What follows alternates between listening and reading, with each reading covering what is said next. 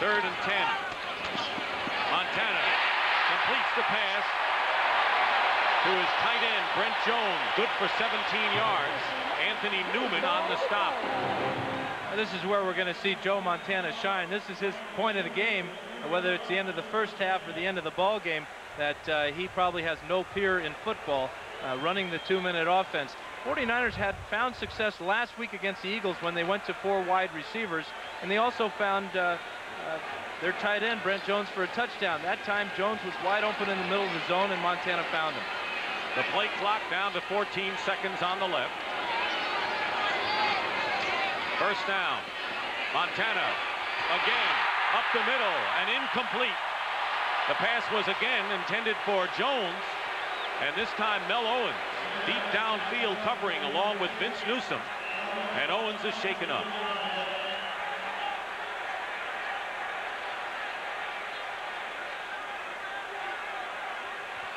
Let's take a look at it from the end zone here. Mel Owens is on the ground, but this is Brent Jones. He's going to run down the middle. The safeties will split. Mel Owens is covering him man for man. He'll take him down the field. Montana gets excellent protection on this play. This is a similar play that Jones scored on against the Eagles in the 4th quarter last week. If Mel Owens is hurt, this really affects the Rams Eagle defense, because he is the key, one of the key linebackers in that Eagle front. And was hoping to stay healthy this year after an injury-plagued season a year ago.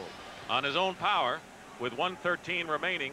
Let's go back to that replay situation before, and I know that you don't care either way how it goes, but I know you have some thoughts about how the momentum can change. Well, I've never liked the fact that the game would be interrupted, and people looking at the game on television could tell us players what happened. You got 22 fellas out there, 11 on each side. You got 7 officials. They're all human beings. This isn't a video game. You're not in some drugstore. This is a game that you really play with blood and guts. And it's an emotional, human game. And to have a game interrupted for 2.5 minutes to talk about a call that the officials made on the field that nobody complained about on the field, I don't like it. 2nd down and 10, a 34 defense for the Rams. Montana gone down. 2nd sack of the game. This time Mike Wilcher, the outside linebacker. And the loss way back now to the 37-yard line will present 3rd and long for the 49ers, who call a timeout. It's Wilcher's first sack of the year, and he's going to be counted upon to do even better than that. Kevin Green, of course, was the big sacker for the Rams last year, but Wilcher is very important in this Eagle defense that they like to run, because his main responsibility is getting after that quarterback. He's working against Bubba Paris, the huge offensive tackle for the 49ers. These guys have played against each other a long time, and Bubba feels that he's a class guy, and there's not a lot of cheap stuff going on out on the field. But they put away their friendship for today, and it's a real battle for them. Coming up at halftime on the NFL Today, Brendan Irv with all the scores, highlights, and latest information. 7-yard loss on that last sack, and of course critical here to get the 49ers out of potential field goal range. 3rd down and 17 on the Ram 37.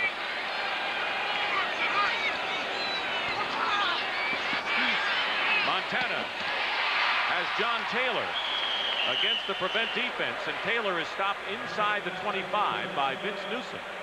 And that'll bring up 4th down, and it would be a long field goal try.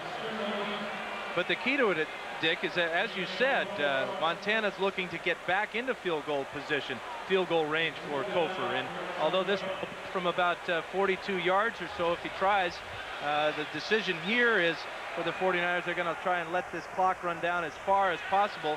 So when they do try the field goal, whether it's successful or not, the Rams won't have much time to come back and try a score of their own. And you can see the clock that Montana is looking at, the left clock, the play clock. And the 49ers will use their 2nd timeout of this first half. They let it run virtually all the way down.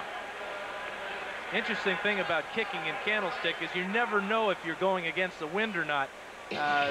you would think that Kofor is going into the wind, but the few flags that are here show that the wind is blowing with him. And in my experience in this ballpark is that you just forget about the wind. You just kick it as if there's no wind at all. You throw it as if there's no wind at all, and you just hope.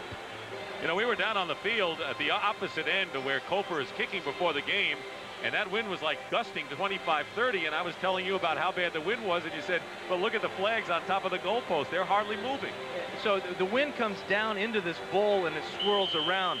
Before they enclosed the stadium, it used to just blow right through here from left field to right field. But as you can see, the flags are blowing from right field to left field here, or something like that. I don't know. 41-yard field goal attempt coming up by Mike Kofor, who's already kicked 2 field goals today.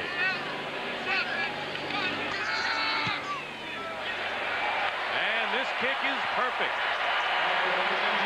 Kofor is 3 for 3 and extends his string to 17 consecutive field goals. And it just brings the Niners closer to within a point of the Rams, 10-9, with 12 seconds remaining in the first half. The wind didn't seem to be a problem at all on that one. That ball might have gone through from 60 yards. Kofor really got into it. Yeah.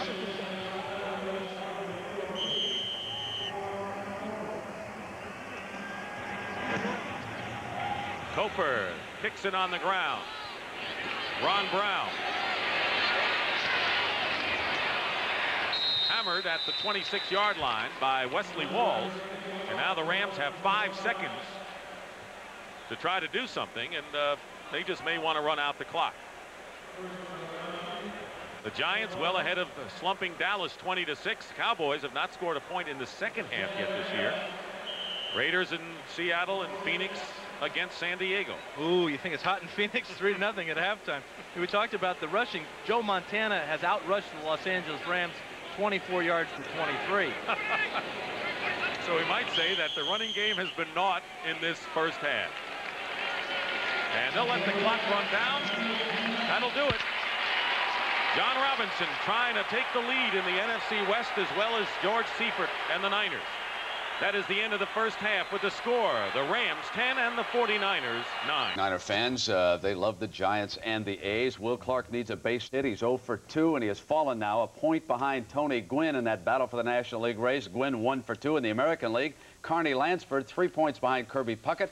Puckett a hit in his first at bat for the Minnesota Twins, 339 to 336. All right, the game you're watching, and the only touchdown pass was thrown by Jim Everett in this game. And Irv, what a magnificent arm he's got. Really, he's got a cannon. But I never realized he threw well on the run. He's basically a pocket passer, but the Rams this year put this wrinkle in for Everett, rolling out to his right.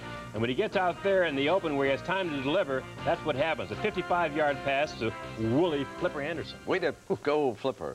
Giants easy over Dallas. This is going to be a very long season for the Cowboys. Troy Aikman has been hurt. He broke a bone on his left hand. I believe it was the ring finger. Great pump fake by Sims. He zips it into David Meggett for the touchdown. That's 6 touchdown passes on the season for Sims. Raiders and Seattle right now, and they have gone to the half in the Los Angeles Coliseum, and it is 10-7 Raiders with the lead, and Phoenix shutting San Diego out 3-0. And we'll continue live right after these messages from your local stations. Welcome back to New York, everybody. Well, Irv Cross, the Washington Redskins do it the hard way today. Boy, I tell you, but one of the guys that had a big day for him was Gerald Riggs. He had a great day. He's off to a tremendous start with it. Well, there he goes right now over his right end for a 9-yard touchdown, Brent, putting his club in a position to win the game. Well, they still might have lost it, Irv, except that Morton Anderson, remember that slump began late last year? He missed 2 field goals in the fourth quarter, and the Skins hang on to make their record 2-2, and the Saints fall to 1-3. Denver and Cleveland. You know how noisy it is at one end of the field in Cleveland? The dog pound, the biscuits being thrown at John Elway. So the ref says, hey, come on, let's switch ends.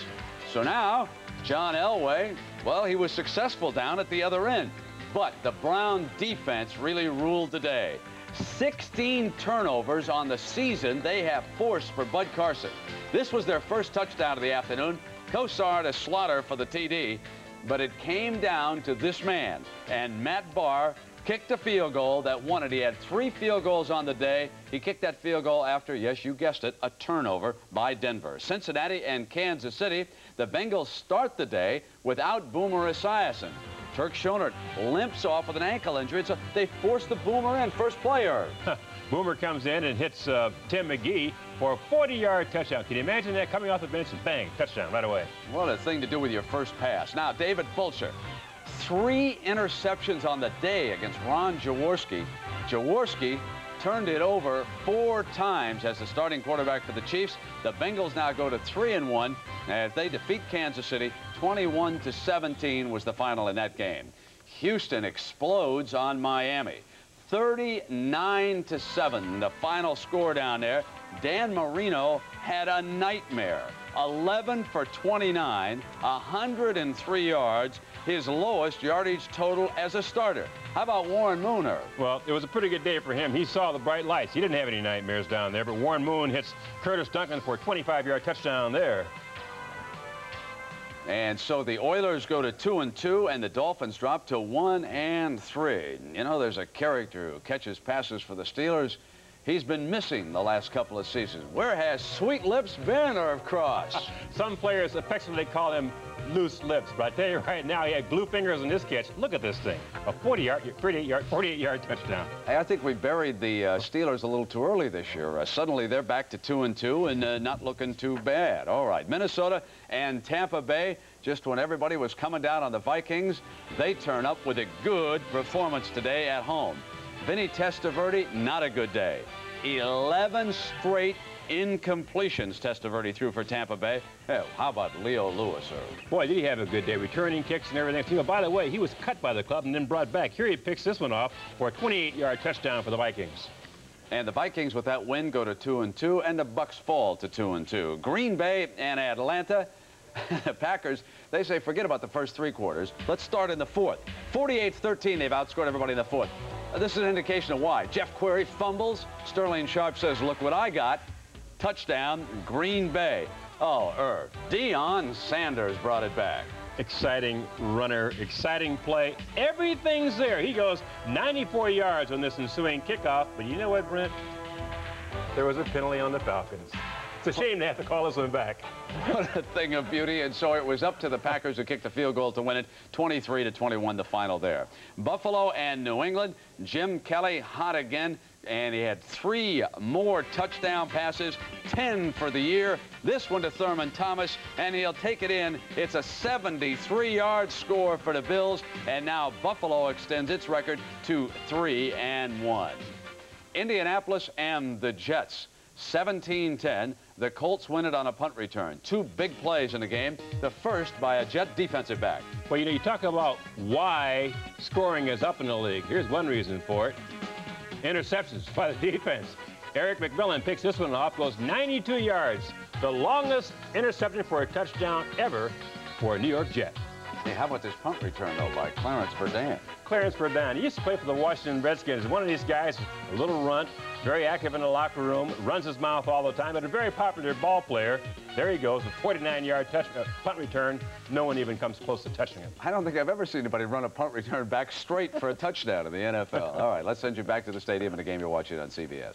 Well, that's the biggest concern. You know, the score is 10-9. That's the main thing. Both teams will come out the start of this second half as if the game is just beginning. They've got to establish a running game. They cannot rely on their 2 quarterbacks for this entire second half. Looking at the quarterback comparison, Montana has thrown a lot more, but the big number is that 1 touchdown pass. Everett, 65 yards to Flipper Anderson, and that is the reason why the Rams lead. What do you foresee now in the second half? Do the teams want to get to their running game going, or is it just going to be a passing show? Well, you know, they always have the pass to fall back on, especially with the 49ers. But John Robinson, that's his bread and butter. Get Greg Bell going with that running attack. And the 49ers, they've got a really big concern is what's happened with their running attack. They've always been among the top in running. In the last 2-3 weeks now, they've been absolutely terrible running the ball. And that's one of the reasons why they decided to shake up that offensive line to a great degree. There's Roger Craig going through the paces, very similar to what Gerald Riggs does on the sidelines at the Washington Redskins games, and you could see only 4 yards rushing thus far for Roger Craig. Candlestick Park, San Francisco. It's been 5 years since the 49ers have opened up with a 3-0 start. They won their first 6 that year and ended up the Super Bowl champions. Rams won their first 4 a year ago. The 49ers will be hitting the road next week when they have to play at New Orleans, because as you mentioned earlier, the baseball team, the San Francisco Giants, will be using the ball yard that day. And so that means 6 of the first 8 games of the year, the 49ers will be on the road. You would think that that's bad, but with the 49ers, that is good. Play better on the road. 70% in the 80s. Mike Lansford will kick off to start the second half. You saw Terrence Flagler and Spencer Tillman go back deep for the 49ers. There's Flagler on the right, who has engineered some pretty good runs and returns so far in his showing. He had a real nice pass reception and run after a short catch, and Flagler's the type of guy that has not been afraid to voice his displeasure at not being more involved in the offense. But it all starts with the offensive line, and that's one thing the 49ers have got to straighten out, is figure out how they're going to get some production out of their offensive line. 10-9 the score. The Rams lead in the battle of 3-0 teams in first place in the NFC West. Underway in the second half. Kick heading over to Tillman at the 6. Dives forward just beyond the 20-yard line, and Frank Stamms, a Notre Dame rookie, makes the stop. Joe Montana and a penalty marker down first. Normally it is a legal block by the receiving team, and guess what? Well, that's a pretty good guess. They got a 90% chance on that one. And what it does for a quarterback is, instead of taking over on about the 20 where you have a little bit of a comfort zone, now you're backed up. Holding number 89 offense during the return. First down. You know what it also does is it affects the play selection for Mike Holmgren, the guy that's calling the plays for Montana out there. You can't be as wide open as you would like to be because it's a shorter field if you have a turnover. This is the 3rd time that the 49ers are starting inside their own 20.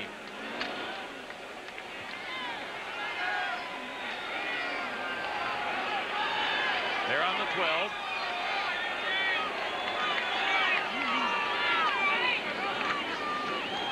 Montana with a rollout has Flagler out of the backfield. They get Craig, and Craig is down at the 17. Bruce Collie is starting the second half on the offensive line for the 49ers. Strickland made the stop.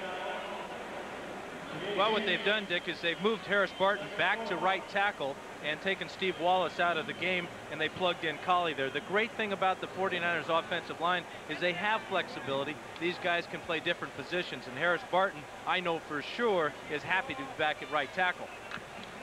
That was the first catch of the game for Craig, and that's 44 consecutive games that Roger has caught one. Second down and 4 on the 49er 18.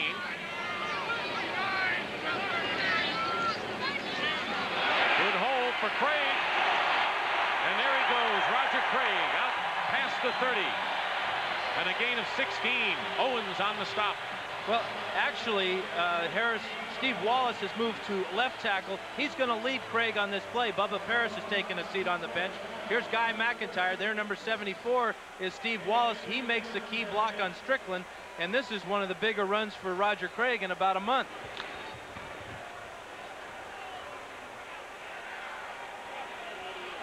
Craig getting a breather right now on the sideline with his best run and the Niners' best run of the day. First down on the 33, Flagler. To the 41, Kevin Green on the stop, and the 49ers look very crisp in this first possession of the second half. Very important for them to come out and establish either their running game or their short passing game. They started on about the 10-yard line, so this is already an impressive 30-yard drive in just 3 plays. Gain of 7. Second down and 3. Joe Montana has taken a beating despite the 3-0 record for the 49ers. Double tight end on second down. Roger Craig testing the outside, may have enough for the first down. Leroy Irvin coming up from the cornerback to make the stop. And it will be a Niner first down. That was really an outstanding play by Leroy Irvin. He was being blocked by Jerry Rice on the perimeter, and he came off that block and made the tackle. Craig had just enough, though, for the first down. Leroy Irvin back in the starting lineup after serving a 30-day suspension. And we asked him his feelings about starting off against Jerry Rice. He says, I don't care if it's King Kong. I'm just glad to be back playing football. And getting that paycheck. The paycheck, he kept talking about that. Screen pass. Harry Sidney. Sidney is wrapped up at the 47-yard line by both Green and Owens.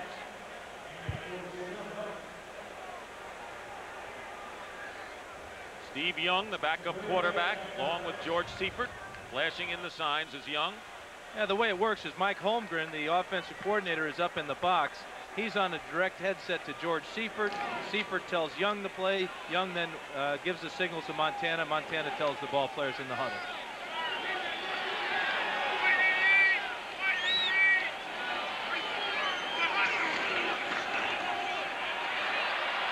Montana has Rathman out of the backfield. Another 49er first down into Ram territory.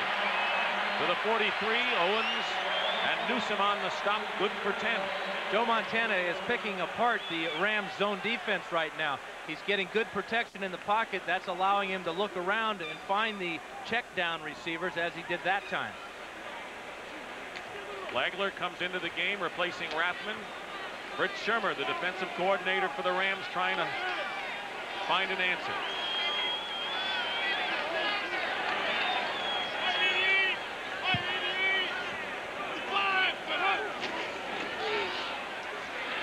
Screen pass. Roger Craig inside the Ram 40. Fred Strickland in on the stop.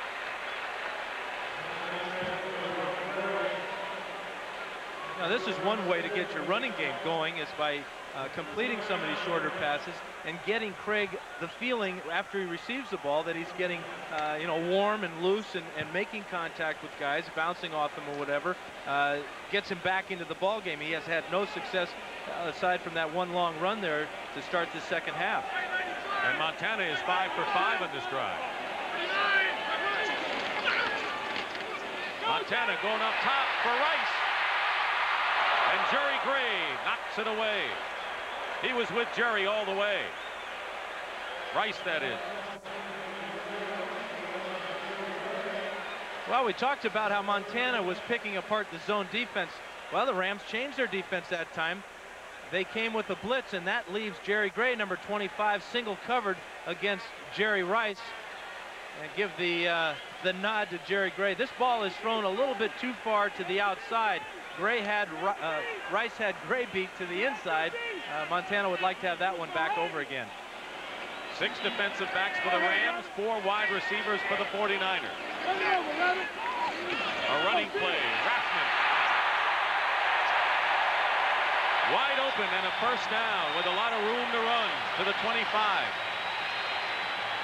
Again, the 49ers go to their Eagle offense. This is Rathman, and there is nobody in the middle here for the Rams as they just run a simple draw play. Nice counter blocking, and Rathman, a north and south runner, picks up the first down. And it was Harry Sidney and not Rathman who gained the first down for the 49ers. Sidney is the guy they like in that offense. He had an outstanding fourth quarter against the Eagles last week. There was Mike Holmgren upstairs. Craig, and on the reverse, Jerry Rice is slowed up, and it was Brett Farinaires who really made a fine play on Jerry Rice, and a big loss back to the 35, a loss of 11 yards. We're really getting into a chess game out here now. The Rams came with their nickel defense that time, where Farinaires is one of the pass rushers. He is an outstanding young athlete, one of those linebackers that Fritz Shermer loves to have in there rushing the passer. That time he made the big play on Rice on that reverse. It'll be second down and 21 for the 49ers. Harry Sidney is the lone running back.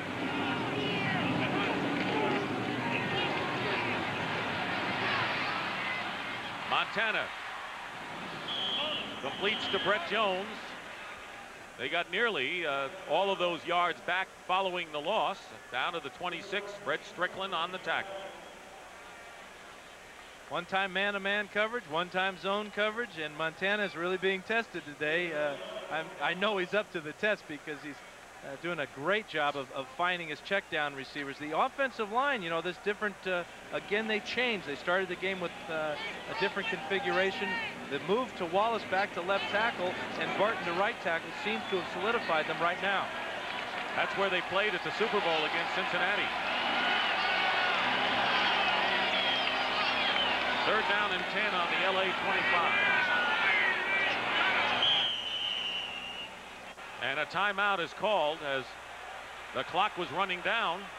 Joe Montana and the 49ers have called a timeout. I don't think he got it called in time. Offense. He tried to get the timeout before the clock reached 00 and couldn't, so a 5-yard penalty will be marked off.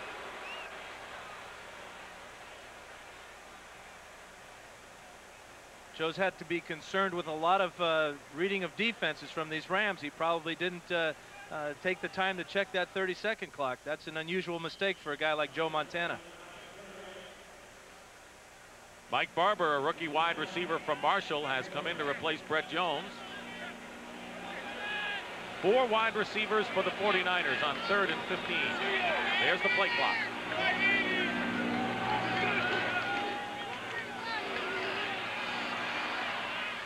Montana, with a couple of fakes, manages to get to the 25. Leroy Irvin came up to make the stop, knocking Montana down on that very hard infield surface. That will bring up 4th down. This has been a good drive for the 49ers, but the Rams also did a good job, especially at the end of this drive, in mixing their defenses and getting pressure on Montana and not allowing him to pick up that 1st down. The big play, though, was the tackle by Fairnez on the reverse to Rice. So Mike Coper, who has kicked 3 field goals today, will try to add a 4th and give the 49ers a lead. This will come from 42 yards out. Barry Helton holding. And the kick is no good. Off to the left. And that'll end the streak at 17 in a row. But you're right, the Ram defense changed the pace, and the 49ers get nothing out of an 8-minute drive. Goodyear Blimp Columbia, based in Carson, California. And the view of this terrific stadium, the home of the San Francisco 49ers. Charles Russell, the pilot. He's from Downey, California. And a spectacle today as the 49ers opening up at home after 3 road games, as the Niners and the Rams tied at 3-0 atop the NFC West, battling here in a 1-point lead for LA. Rams ball, 1st down on the 26. Greg Bell slices off tackle and picks up enough for the 1st down. Darryl Pollard making the tackle for San Francisco.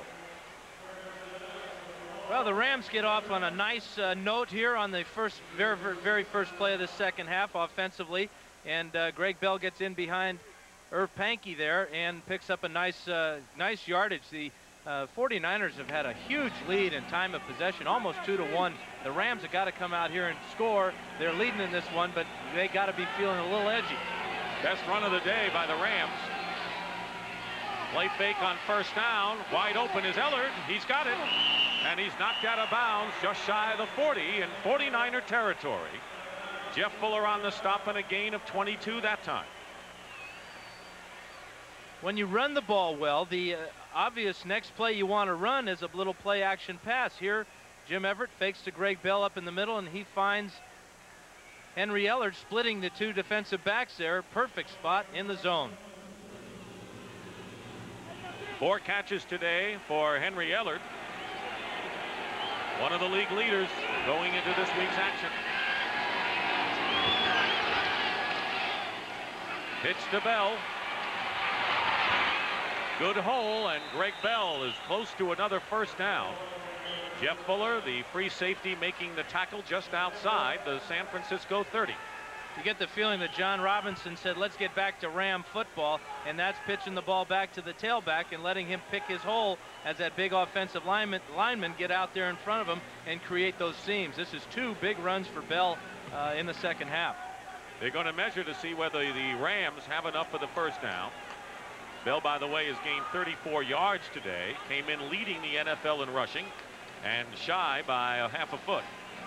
He's the type of runner that gets better as the game goes on. He's a real tough runner up inside. He keeps his legs driving very strongly. He's very similar to the way Roger